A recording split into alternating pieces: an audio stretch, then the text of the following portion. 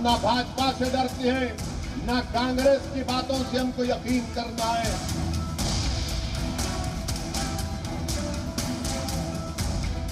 अमित शाह साहब ये बताइए कि आपने जब यहां के एमपी बने, आपने जुहापुरा में कितने काम करवाए अपने एमपी फंड से, बताओ आप।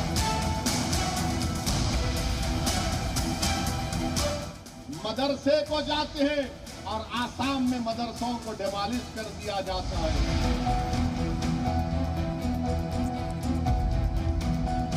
भाजपा वाले सिर्फ हिंदू मुस्लिम टेंशन की बात करते हैं।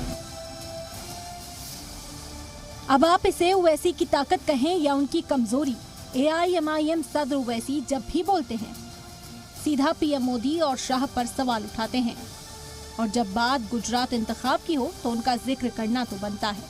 अमित शाह हैदराबाद को जब कभी भी आते, अपने भाषण में मेरा 2 मरतबा नाम लिए उनको चैन से रात में नींद नहीं आती।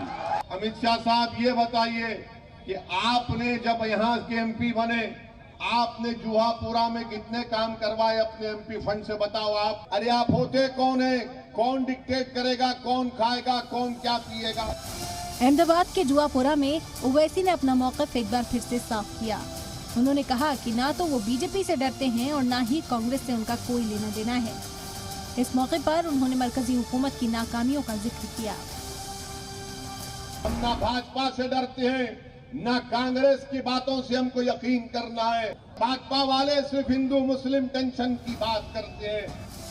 2 दिन पहले RSS चीफ मोहन भागवत के मदरसे जाने पर सवाल उठाए।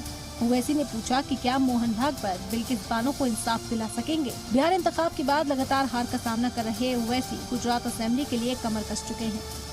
उन जालिमों को मोदी बीजेपी की सरकार छोड़ती है, और जब जेल से निकलते हैं ये इस तरह के लोग जो एक बच्ची पर जुल्म किए, उस पर फूल बरसाए गए।